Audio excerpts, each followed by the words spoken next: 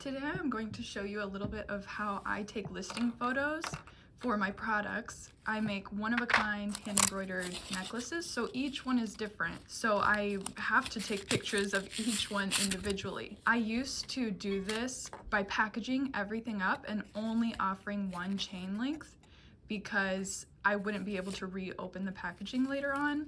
So it would be already packaged and I would just take a picture of this card from a few different angles close up, and this is what I would post to my Etsy. But now I've developed a different system that takes a little bit less time than actually putting a chain on every single necklace. Plus it gives the customer a little bit more choice on what chain length they prefer. I offer 3 different lengths, and so once a necklace is purchased, I'll simply take it and add the chain and then package it up and then send it out. But now what I do is I've created a card with the correct color of chain. It's like a decoy card.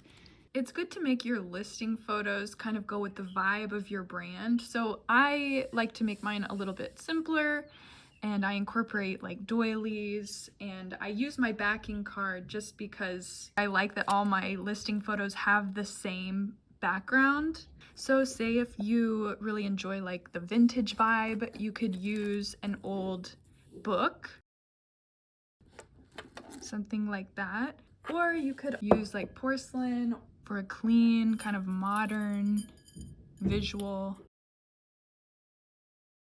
Or have just a simple background. I like to keep mine pretty simple so it doesn't distract from the details of my piece.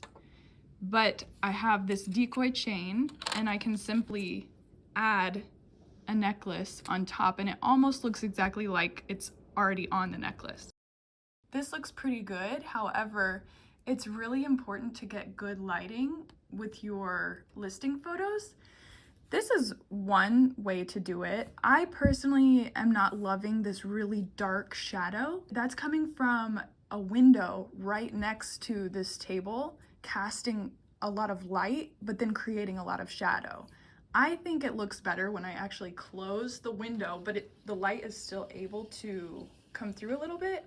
And you can see it just makes the shadow a lot more softer, and it kind of helps you see the colors more accurately, and the detail pops out on the actual piece rather than when it's like this. This is dramatic and kind of cool, but I don't think it really helps the piece stand out. So I recommend having a soft light. The curtain that I'm using does let a little bit of light in, which helps.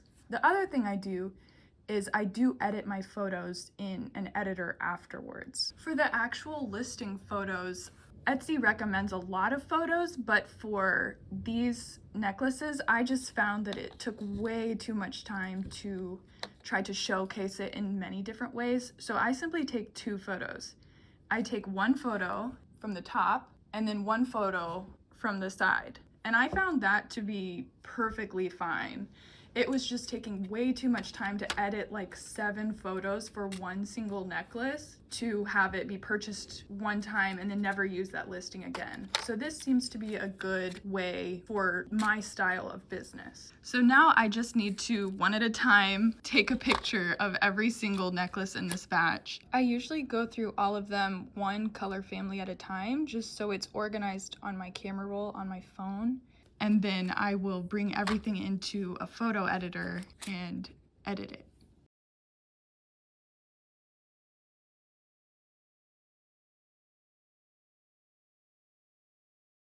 Now time to import all these photos into Photoshop and edit them.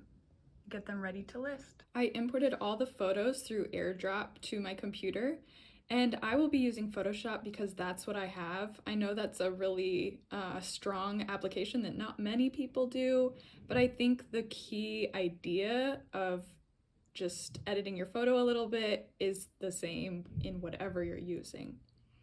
So I just dropped in one photo, and I will start to make kind of universal edits that I want done to all of my photos, and I'm going to create an action in Photoshop so that I can apply this to all of my photos and not have to manually do everything again and again and again for each one. I'm not sure if other applications have this ability, but it's a really powerful, awesome thing that Photoshop has. So first I was just cropping my photos 4:5. I think that's a ratio that Etsy likes. And I wanted to just brighten it up a little bit, but not too much. My main thing is I want to stay true to what the actual piece looks like. I don't want it to look like something other than what it actually is. Sometimes when your phone takes pictures, it might make the colors look a little dull. So I ended up just brightening it up a little bit, adding a little bit of saturation. I think I adjusted the curves a little bit just to adjust like the shadows and the lighting. This is all pretty complicated and unnecessary, but after I was done with all of those edits, I will stop the action so that the program knows that that's the end. The action is saved, and I will go up and I will go to scripts and image processor, and I will select where all the photos are that I will be using and select how I want them to save. I chose PNG because that's a good format for like Etsy and digital files. And then I'll select the action that I just created for this batch and then run. And then Photoshop will just do what I just did to that one photo over and over again to all of the photos, which is a real time saver, and it will make editing the little edits a lot faster. Now that all the photos are done, they've been saved as completely new files, and you can see that they're looking really good. Here's just a quick comparison to show you the before and after. So you can just see that the one that is edited, it's just looks a little more colorful, and the shadows are a little bit less, but honestly, the original wasn't even that bad. So don't dwell on editing and feeling like that's the end all be all, because it's not. But I am a graphic designer, and so these are things that I just care about and do waste my time on.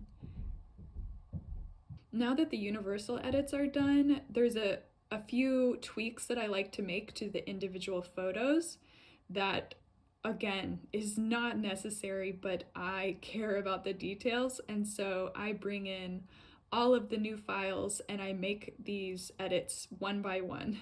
I use the magic eraser tool to just get any little tiny bits of lint off the piece. The camera picks it up, eyes do not. I also take off any kind of distracting pieces from the wood behind it, and I straighten up the photo, and I like to agonize over those little small things that you probably can't even tell are there. So from there, I just drag in the photos that have been edited and I create the listing. The thumbnail photo you can just resize to whatever looks good, or create a whole nother photo at the dimensions that you like. And that's kind of like my streamlined way of creating listings. It works for Etsy, but it can also work for your own website. This is my poor Shopify website that is under construction, still in the works, but I had my listings ready to go. However, I did not sell on my website this time. I hope that you found this useful. It was probably a little over the top as far as editing goes, but just know that getting your items up on wherever you're selling is an accomplishment, and it probably looks fine. So if you have any comments or suggestions, please leave them below. If you're interested to see the behind the scenes of packaging up and shipping the pieces that sold from this batch, check out this video. But otherwise, thank you so much for being here. Sincerely, Katie of Dandelion Doily.